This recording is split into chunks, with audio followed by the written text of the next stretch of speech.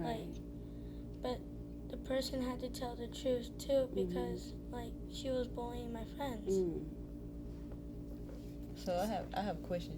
So Destiny or Jordan, have y'all ever? Because I know y'all are in high school. I was gonna say something. Oh, sorry. Go ahead. Oh no, I gotta finish. Oh, well, I was just gonna ask: have you ever seen someone becoming entangled in something that you knew they hadn't been doing it in the beginning of when you first met them or when you first saw them, but now they're doing it? Have you ever been through that situation with somebody that you knew where you saw them before, you met them before, and you see them entangled or getting entangled or being around some people that could get them entangled in something that is wrong? Oh yeah. I could personally say like I realized that I was being entangled because like entanglement to me mean like I know it was wrong, but in my mindset I thought it was right. So like I found myself that I was talking to this girl, so like I found myself getting entangled with somebody else, like cheating. Basically, like she said, I was being sneaky, stuff like that. And like I knew it was wrong, but at the same time it felt right, so I just kept doing it until like somebody found out that I was cheating, like Nevaeh said. So I had to just end everything with both of them, and I just was getting my work done. So I found myself being entangled. So yeah, I realized the change. So you're able to focus more on your work. Yeah, instead of worrying about some girl. And that's another thing. The entanglements are, like we said, traps in the beginning. They could be trapping you from something that don't even have nothing to do with the entanglement itself, but it could stop you from reaching your potential in something else, like in a whole different way, or going on a whole different path. Like you said, that could have been a trap to keep you focused on the girls when really you could be trying to do your work and trying to get a scholarship or something. So that was like a trap to keep you focused on that, so that you don't get the scholarship, so that you don't complete your work and get to the next level in your potential and whatever. It's like my brother. He used to smoke, and he got delivered, but he still has these habits that he has to let go. And he was entangled a few years and days, and I used to pray, and it worked. Wonderful. That's good. A good Power of testimony. prayer. Did you have a situation where maybe you've been or saw yourself getting entangled with something and you put a stop to it before it got too bad? Or have you ever been entangled in something and you actually got out of it, where you could tell us or tell them, whoever's watching, about that situation? Yeah, like I've been in the situation of being entangled where I had a group of friends that were, so you say, not saved and didn't go to church, and when I started hanging out with them, I saw myself changing. I didn't really want to go to church anymore, and getting in the world instead of staying in church. So what happened? I mean, how did you get yourself out of it? I mean, because we can at times become very close to people. How did you get yourself out of it? Was it changing schools or summertime ended? Tell me what happened. Not really. I guess people in my family, they saw me changing, so they would talk to me and give me advice or whatever. But can you give anyone advice about how did you actually get? Because were you close with them? Did you become close with those people? Some of them, not really close, but So you just kind of eased your way out of their friendship, out of their circles. I just stopped talking to them, cut them off. Cut them off. Okay. How do you cut someone off? What ways? How do you cut someone off? For me, it's not talking to you no more, ignoring you, or just not being bothered by you or with you. Okay, that's good. I have a question, and this is an open question for those who seen someone or is still seeing someone getting entangled with anything, and you're approaching them about it and you're talking to them about it. What type of reactions do they give you? Is it more of an thank you, inviting thank you for, telling me, or is it a more inviting feeling, or are they trying to reject you, or, telling you to, leave me alone and stuff like that? Well, I can actually say something about that because my friend, well, it's not really my friend, but people ask me questions all the time, and when certain people ask me questions, I feel like they're really asking for a real answer, and then other people, they're just asking just to talk.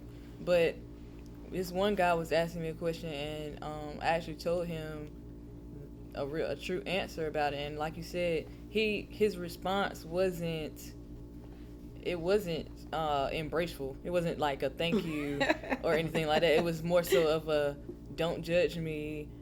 This is my life. I'm a do. Everybody sins. Everybody does wrong. Nobody's perfect type thing. So my question is back to you or to anybody that might have experienced the same thing. How do you respond to that kind of response, like that? Don't judge me. I'm living my life. Nobody's perfect, even when you're trying to help in their entanglement. Well, I would say if they, responded with "Don't judge me, I'm living my life" and different things like that, I would respond saying, I'm living my life as well. I'm not dead or anything. I'm living, but me as a Christian, I want to correct you, and try to get you to the point where, not, because it's not really a competition with what level you're on with Christ, as long as you have a relationship with Christ. I want to get you to the point where you have a relationship with Christ, and so the difference between me judging you, I'm not judging you. I'm not God. I can't ultimately send you to heaven or hell.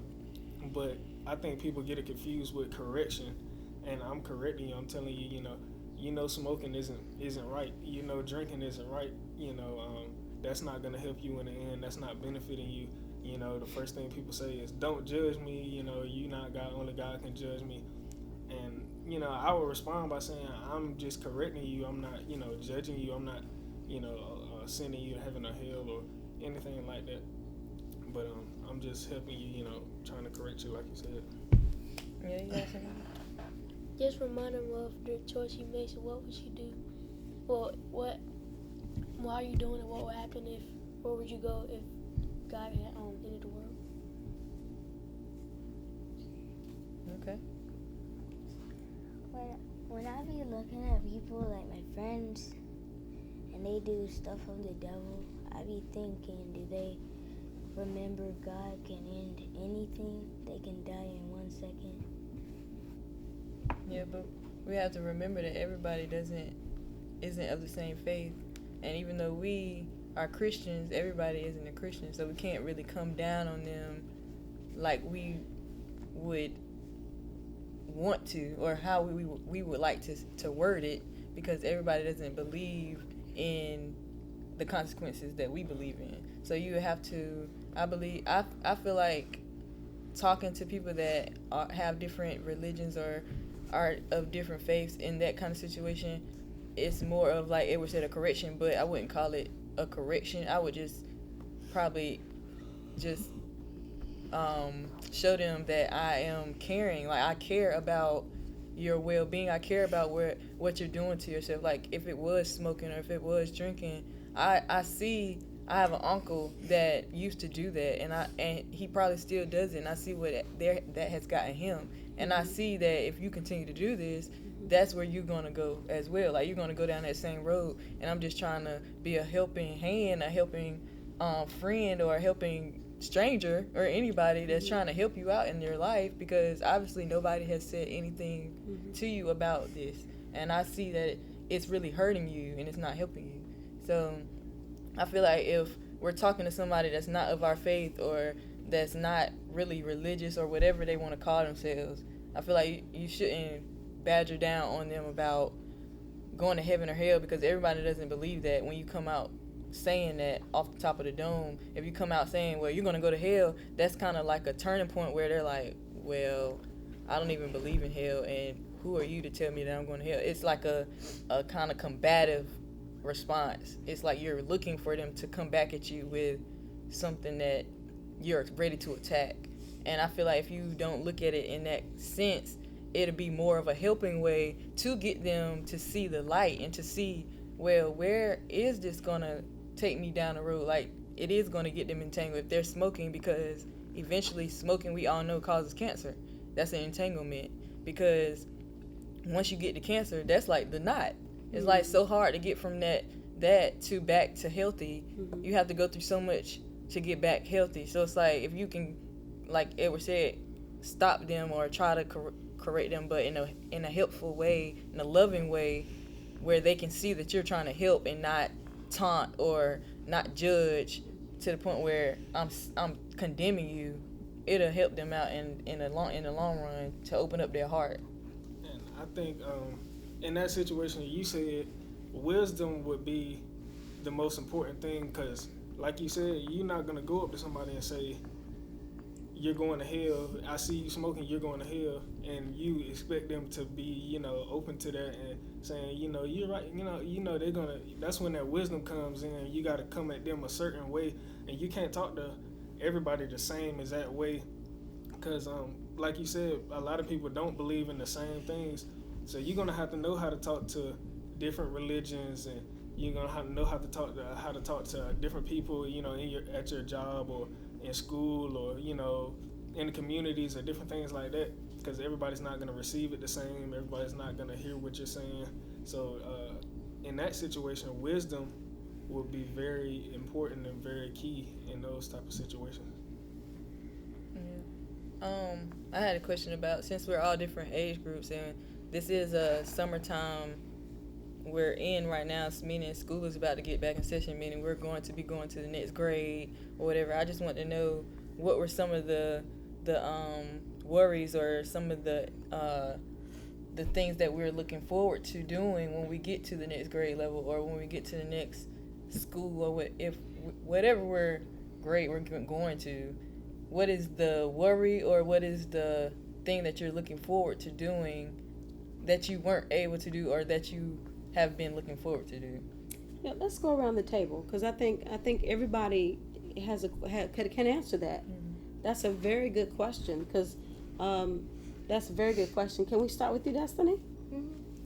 One of my worries is being going into the grade. Like, I'm getting older, so now I have to start. You said 10th grade? Okay.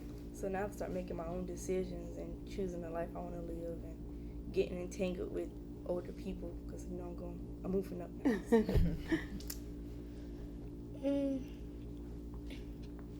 My worry would be going to 5th grade. It would be like making the good friends that you can trust, and not getting caught in things that you wouldn't do. That's good.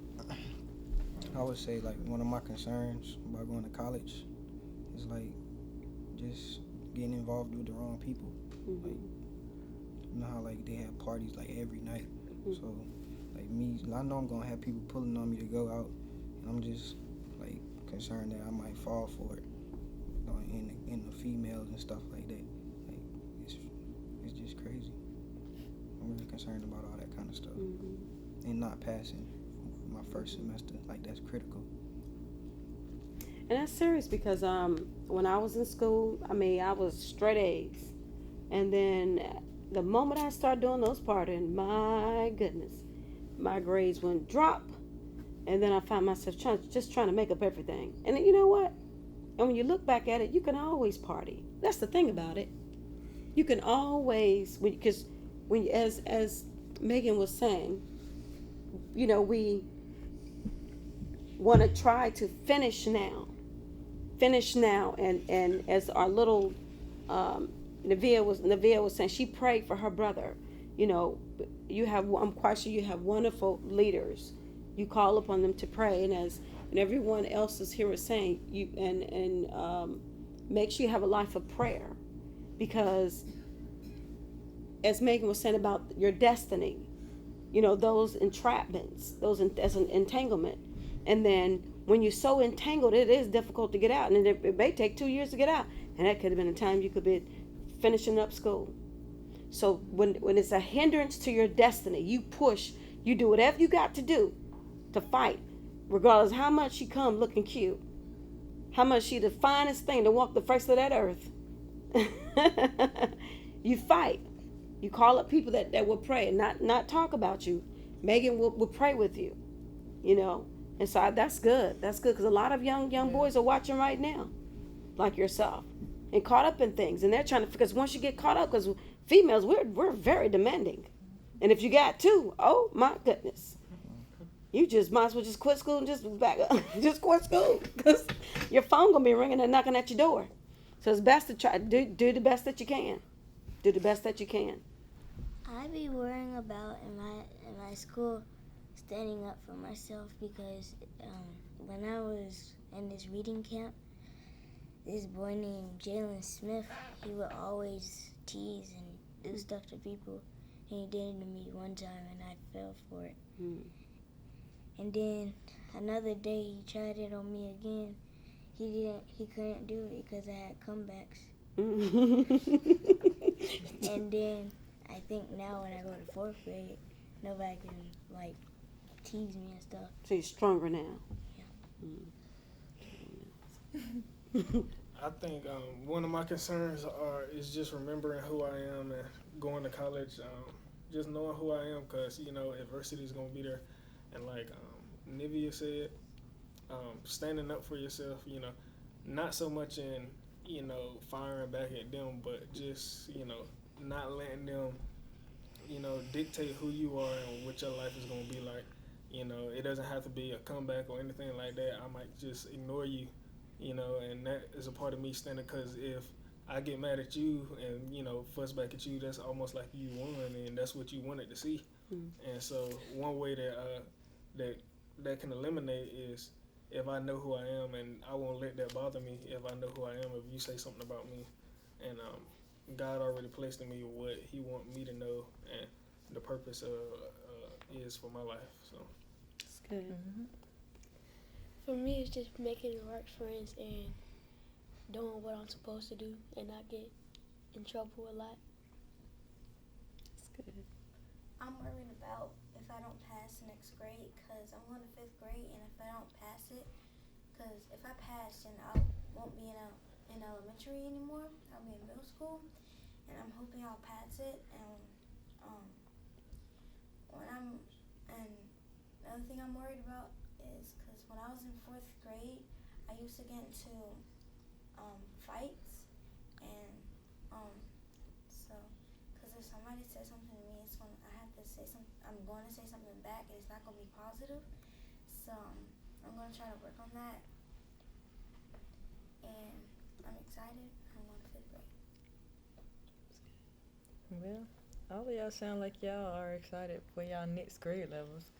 And then you guys are kind of iffy on falling for the okie doke, as we would say, or the peer pressure, or just the things that you might have always wanted to do, or just those curiosity hormones that rise up sometimes. But I think since I've been through most of everybody's age at this table, except for, never mind. But yeah, I've been through most of the things that we're talking about.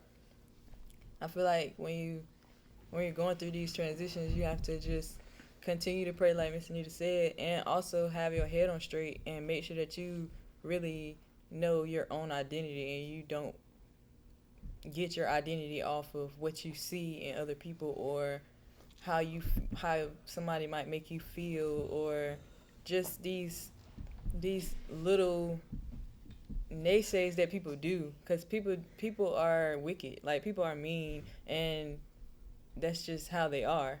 But that doesn't mean that we have to fall for it and we have to become like them. And that was the whole gist of our conversation today, because the world is wicked, but we're the light. We're supposed to be the light of the world if we're Christians. And saying that, we're supposed to be able to spread that light and show that other people that light so that they can accept that light. And sometimes they don't accept it, but when you show that light, and if they see that light all the time, eventually that light will rub off of them. Just like good, if you're around something bad, that bad rubs off on you.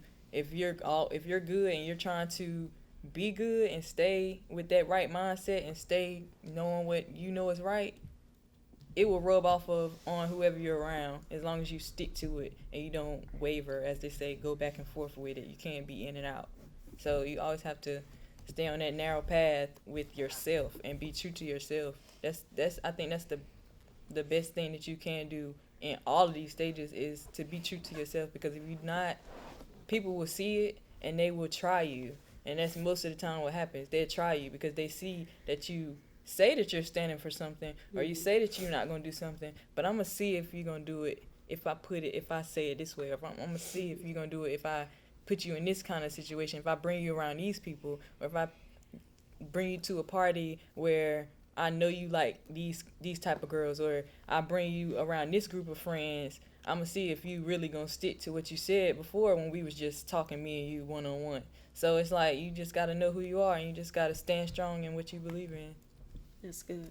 Well, we have reached the closing of today's program. We want to thank each of you for taking out the time. I know that you were just excited. You're ready to share some more.